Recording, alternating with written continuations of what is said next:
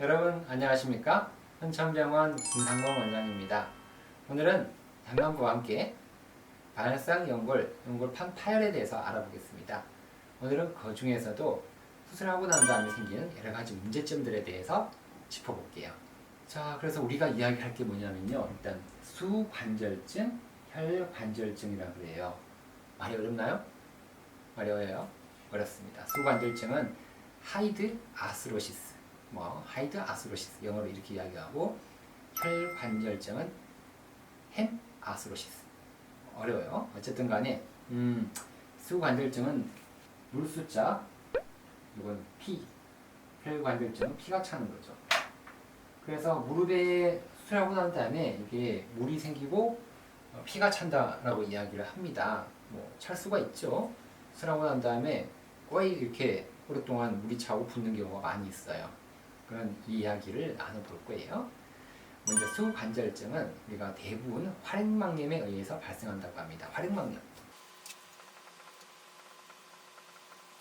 이게 활액막염이라는 것은 관절 이렇게 주머니가 있거든요. 관절 주머니 염증이 생기는 것을 활액막염이라고 그래요. 시노바이티스 그렇게 이야기를 하는데, 이게 생기는 것은 우리가 기존에 골관절염이 있을 때, 그런 골관절염이 있을 때 물이 더 찬다라고 이야기하죠.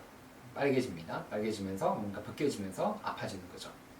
무리한 일상생활, 너무 이렇게 수술하고 난 다음에 일을 많이 해요. 일을 무리하게 한다든지 쉬지 않고 많이 서서 움직이고 하게 되면 많이 부어요. 많이 부어요. 또 무리한 재활을 너무 열심히 한 거예요.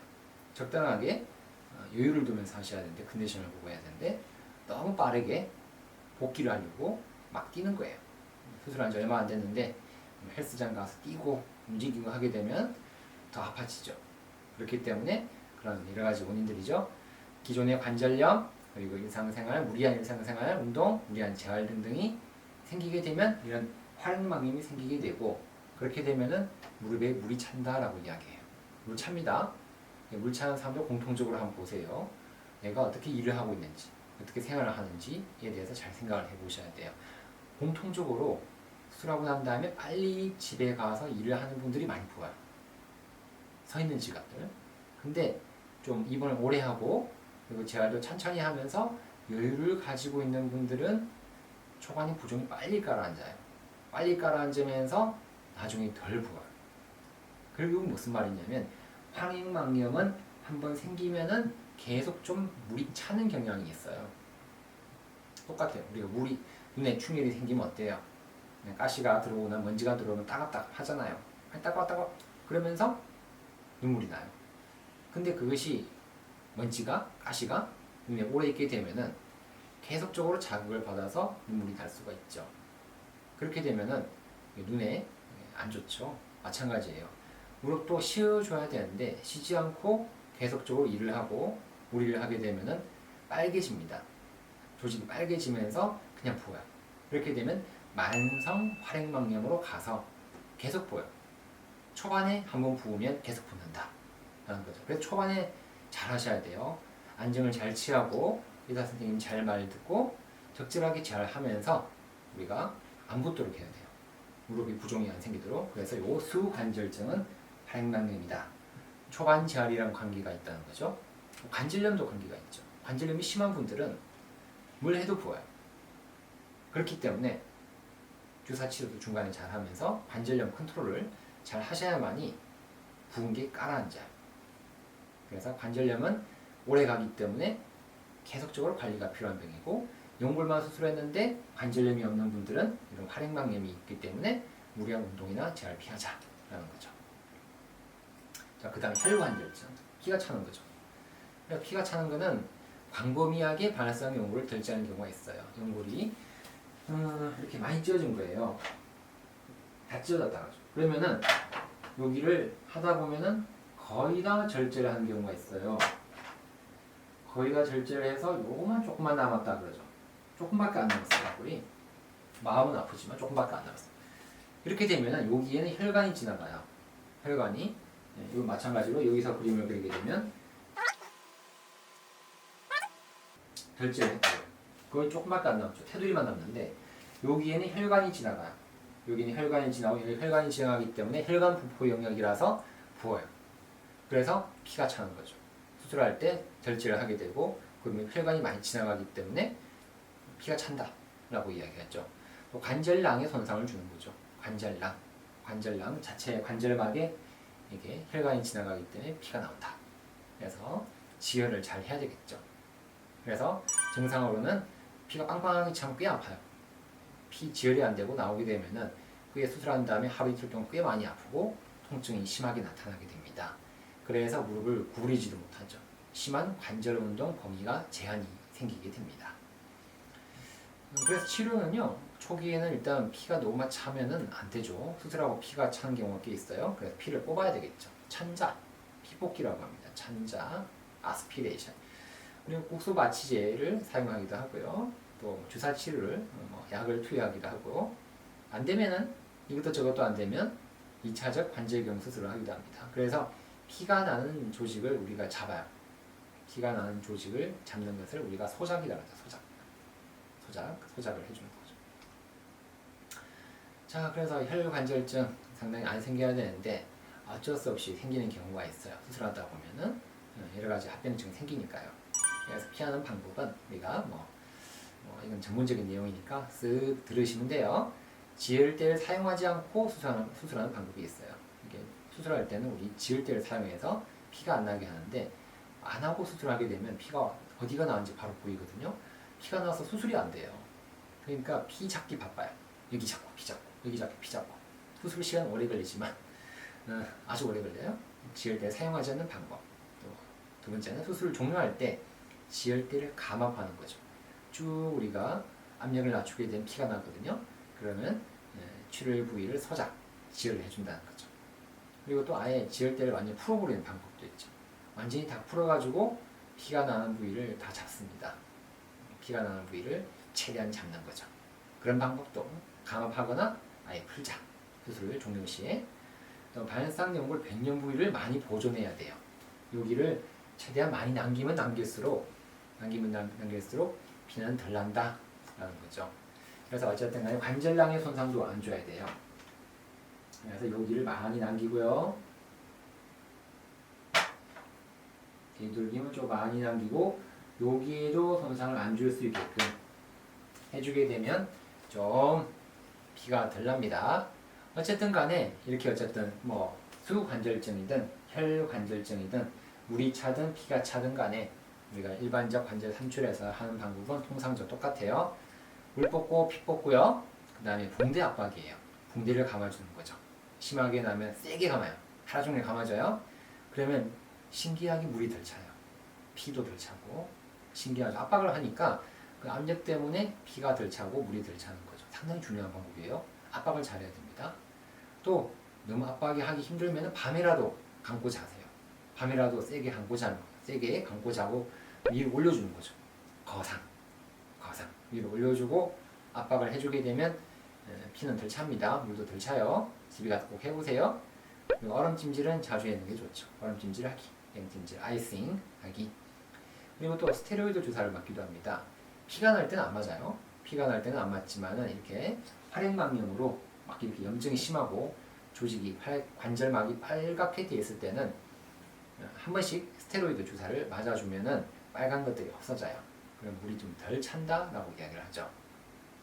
그래서 오늘은 수관절증, 혈관절증에 대해서 중요하게 알아봤어요. 나머지 이야기 또 있어요. 신경과 혈전 이야기가 있는데 요거는 중요한 거 아니니 빨리 좀 넘어갈게요. 로데오라는 선생님이 있어요. 로데오라는 선생님이 4가지를 이야기했어요. 신경 손상이 생기는 직접적인 외상, 그리고 관류액 노출로 인한 구획정으로 인한 2차적 압력. 그래서 부어가지고요, 그냥 종아리가 땡땡해지는 거예요. 종아리가 땡땡해져가지고 생기는 것을 우리가 구획정부이다 라고 하죠. 그것 때문에 생겼다. 2차적으로. 또 지혈대를 너무 오랫동안 감고 있을 때, 지혈대 압력이 너무 높을 때 관련된 손상이 생기기도 한다. 또 CRPS. 이게 뭐냐면 그냥 아픈 거예요. 그냥 갑자기 그냥 붓고 아프고 2차적 부교감신경 때문에 생기는 건데 요건 제대로 원인이 밝혀져 있지 않아요. 그것 때문에 생기는 신경 손상이다. 로데오 선생님이 4가지 이야기했습니다. 그냥 알고만 계시죠? 그래서 신경 손상, 신경 가지의 손상이 생기게 됩니다. 그렇게 되면 찌릿찌릿, 그리고 저림감, 무딘감, 감각 없음, 신경병적, 병적, 통증이 나타나게 돼요. 그래서 수술을 하게 되면 왜 이렇게 생기냐 그러면 이렇게 해서 수술을 하죠.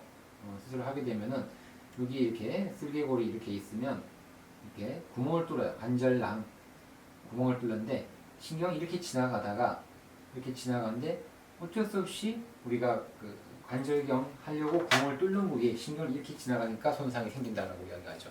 그래서 찌릿찌릿하면서 신경 통증이 생긴다라고 이야기를 합니다. 그래서 그 중에서도 중요한 신경이 복제신경이에요. 복제신경. 사피너스 너브라고 하는데 복제신경. 고개에서 손상이 생기는 거예요. 고기에.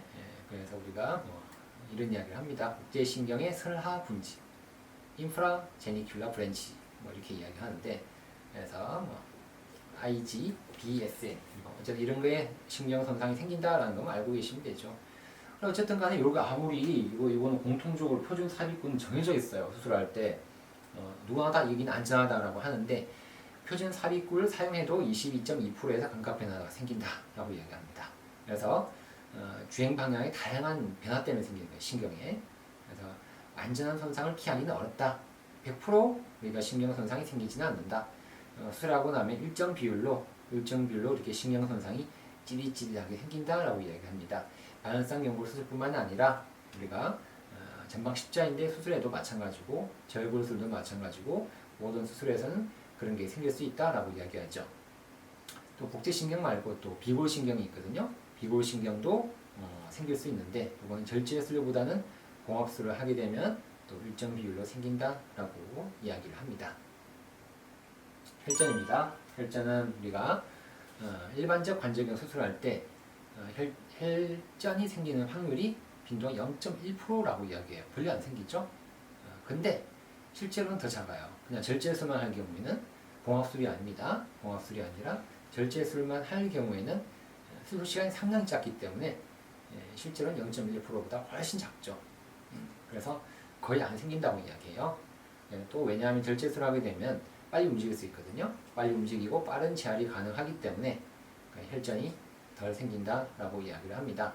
예방은요, 혈전이 안 생기려고 하면 수술 시간을 줄이고 지을 때 사용 시간을 줄이고 수술 후 가능한 한 빨리 움직이고 필요하다 그러면 예방적 약물 투여를 하게 되면 우리가 혈전을 생기는 것을 막을 수가 있겠습니다. 이제 이런 이야기를 좀 다 이렇게 알아봤는데 결론을 내보죠. 결론. 관악상 연골 우리가 파일로 절제술입니다. 봉합술이 아니라 절제술을 했을 때는 우리가 어쨌든 어쩔 수 없이 하는 거잖아요. 대부분 많이 남기자. 연골을 많이 남기는 것이 좋고 그래야만이 전절제술보다 예후가 좋아요. 그리고 또 절제술이 꼭 나쁜 게 아니에요. 연골 없어진다고 해가지고 기분 나빠하면 안 돼요. 그래도 더 찌어진 걸 막아줄 수 있는 좋은 장점이 있어요. 관악상 연골 파일은. 그래서 일관되게 이야기하기로는 절제술을 하더라도 80에서 95%는 결과가 좋더라 라고 이야기를 합니다. 단기적으로는요. 하지만 장기적으로 봤을 때는 논란거리가 있어요. 왜냐하면 연골은 봉합을 하면 좋기 때문에. 그래서 장기적으로는 관절염이 올 수 있다. 하지만 단기적으로는 결과가 좋더라 라는 것이 관악상 연골 절제술에 대한 이야기가 되겠죠.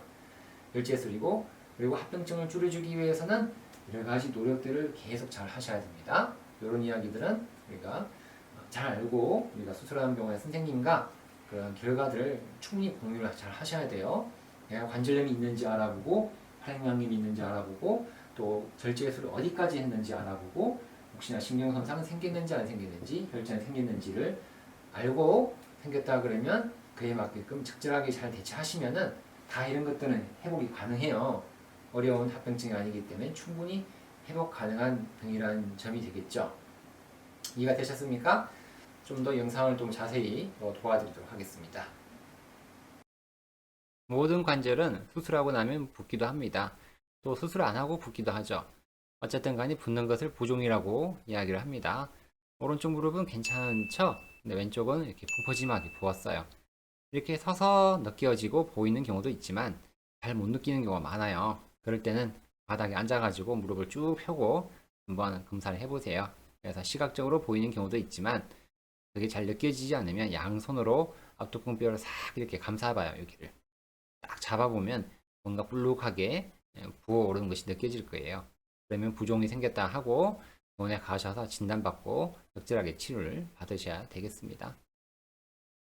수관절증은 활액망염이라고 이야기를 했죠. 그래서 이렇게 물 차는 것을 우리가 엑수데이트, 삼출액이라고 이야기를 합니다. 활액망염은 영어로 시노바이티스라고 이야기하고 관절막, 관절낭에 염증이 생겨서 빨갛게 생기는 경우에요. 빨갛게 생기니까 아프겠죠. 눈도 이렇게 빨갛게 충혈이 되면 어떻게 되죠? 아프고 물나잖아요. 위도 마찬가지예요. 위도 빨갛게 위염이 생기면 kok슬이고 물 생기고 심하게 되면 토하기도 하고 하죠. 그래서 위염도 안 좋고 활액망염도 안 좋습니다. 적절하게 관리를 잘 받으셔야 됩니다. 정상적인 관절낭은 이렇게 노랗게 관절낭이 있고 정상적인 물은 있어요. 다 시노비얼 플루이드 관절액이죠. 정상적인 관절액은 있는데 이렇게 활액망염이 생기게 되면 이렇게 빨갛게 되죠. 빨갛게 되고 물이 막 생겨요. 그리고 또 생기는 원인이 뼈 관절염, 기존에 있던 관절염이 있게 되면은 더 생긴다 그러죠. 여기서 막 떨어져요. 뼈들이 떨어지면서 더 부어요. 그리고 또 무리한 일상생활, 활동, 운동 등을 한다든지 무리한 제한을 했다든지 휴식 부족이라든지 등등의 여러 가지 이유로 이렇게 무릎이 붓고 빨갛게 활액망염이 생기겠습니다. 그러면 무릎이 부으면 어떻게 해야 되죠? 천자죠, 천자. 물 뽑는 거예요. 물 뽑기, 피 뽑기를 이렇게 주사기로 물 뽑습니다. 너무 물을 자주 뽑는 건 안 좋죠. 원인을 알고 원인을 치료를 잘 해야 물 뽑기, 피 뽑기를 좀 덜 하게 되겠죠. 복제신경입니다. SN 적어놨죠. SN. 이름이 복제예요. 그래서 이렇게 쭉 내려오죠. 이렇게 SN이 쭉 내려옵니다. 내려와서 여기가 이제 브랜치를 가지게 됩니다. 가지를 이렇게 슬개골 밑에 있는 우리가 가지라 그러죠. 슬개골 밑 가지가 쭉 이렇게 내려오고 여기도 가지가 내려오고 그래서 우리가 수술할 때 우리가 이렇게 관절 이렇게 약간 째고 우리가 수술을 하거든요. 그러면 이게 손상이 생긴다 그래요. 아무리 잘해도 뭔가 좀 여기 수술하고 나면 느낌이 이상하다 그래요. 느낌이 뭔가 내 느낌이 아닌 것 같다라고 이야기를 하고 전방 십자인대 수술할 경우에는 여기를 좀 더 많이 째거든요. 많이 째게 되면 여기가 이상하기도 하고 여기가 이상하기도 하고 저 밑에가 이상하다고 이야기를 합니다. 그래서 이런 복제신경의 손상은 제가 무릎 수술하고 일정 비율의 패턴으로 나타나게 됩니다. 수술이 잘못돼서 그런 거 아니에요. 시간이 지나면 회복이 돼요. 시간이 지나면 회복이 되고 좋아지기 때문에 너무 걱정하지 마시고 쭉 이렇게 지내다 보면 저절로 좋아지겠습니다. 복제신경은 요 위에서부터 쭉 내려오죠. 내려와서 무릎 안쪽으로 내려와요. 안쪽으로 내려와서 슬개골 밑에서 이렇게 분지를 하게 되고 저 밑에까지 내려가요. 그래서 발목 안쪽까지 내려가는 우리가 종아리 안쪽을 담당하는 피부 감각신경이 복제신경이 됩니다. 복제신경은 저 위에부터 내려와요. 저 위에 쭉 따라 올라가 볼까요? 사피너스 너브죠. SN 쭉 이렇게 올라가다 보니까 쭉 이렇게 여기까지 올라가죠. 여기 척추신경에서 나오죠. 쭉 올라가니까 L, 요추 2, 3, 4에서 쭉 나와서 이 녀석이 쭉 내려오게 됩니다. 그래서 내려와서 이렇게 가지를 쳐서 또 내려오는 거죠. 신경이 복잡하죠. 생각보다. 신경은 역시 신경이 많이 쓰이고 복잡합니다. 그래서 이렇게 해서 무릎 밑에부터 무릎 안쪽, 무릎 밑에 그리고 정강이 바깥 일부 그리고 요 밑에 정강이 안쪽을 주로 담당하게 되는 신경이 복제신경이 됩니다. 어쨌든 요 손상이 생기면 느낌이 여기가 이상하고 종아리 안쪽부터 발목까지 느낌이 이상하다 라고 일정 비율로 나타나게 됩니다. 걱정하지 마세요. 시간 지나면 좋아져요. 혈전도 생기기도 하는데요. 혈전은 우리가 종아리 뒤쪽이 많이 생겨요. 정맥에 생기는 거거든요. 정맥은 동맥보다 흐름이 떨어지거든요. 그래서 쭉 올라가다가 이게 정상적인 우리가 흐름을 보이는 정상적인 플로우가 보이는데 여기는 혈전이 생긴 거예요. 뭔가 안 움직인다든지 움직임이 떨어진다든지 가만히 있게 되면 부어가지고 생기기도 하거든요. 이렇게 덩어리가 생기는 것을 우리가 혈전이라고 이야기합니다. 혈전이 이렇게 다리만 있으면 괜찮은데 이게 툭 떨어져 가지고 옮겨 가게 되면은 우리가 이건 안 좋아요. 안 좋죠. 획전이라고 이야기합니다. 엠볼루스. 요거는 우리가 머리나 심장폐로 가면 생명이 위험하거든요. 그래서 우리가 미리미리 혈전이 안 생기게끔 예방적 치료를 잘하고 관리 잘하고 재활 잘 하셔야만이 혈전이 안 생기고 이런 합병증들을 막을 수가 있겠습니다. 합병증들은 우리가 다 알고 있는 사실이에요. 근데 그걸 알고 누구나 다 생기거든요. 요거를 잘 관리하고 치료를 잘 받으면은 합병증이 생겼다 하더라도 슬기롭게 잘 극복할 수가 있습니다. 그래서 수술하시는 선생님과 유치의 선생님과 잘 상의를 해서 재활도 잘 받으시면 생기지도 않고 생겼다 하더라도 큰 문제 없이 다시 복귀를 하실 수 있겠습니다. 예, 영상을 보고 나니까 많이 이해가 되셨습니까? 잠만보야, 이해가 많이 됐어? 고마워요. 여러분도 잘 보셨죠? 예, 오늘 영상 여기까지 준비했습니다. 오늘도 영상이 마음에 드셨다 그러면 좋아요와 구독은 꼭 눌러주시면 감사하겠습니다. 오늘도 건강하고 행복한 하루 되십시오. 안녕히 계십시오.